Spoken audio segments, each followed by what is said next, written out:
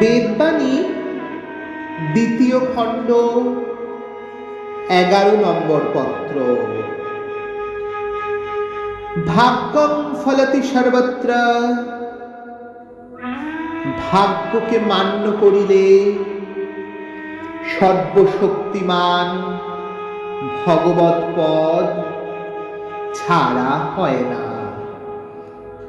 কারণ প্রাণ রূপে সকল জীবের নিকটেই আছে, দূরে থাকে না। তাকে ভুলিয়া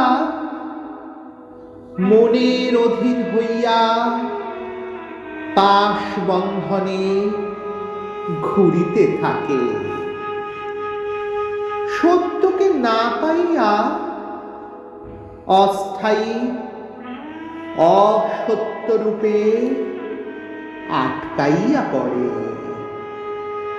সত্য যে সঙ্গে সঙ্গেই আছে তাহা জানিতে পারে না। অতএব প্রাণের অধীন থাকিতে চেষ্টা করুন। প্রাণী শান্তি ভবন, মনই অশান্তির আলয় জানিবে।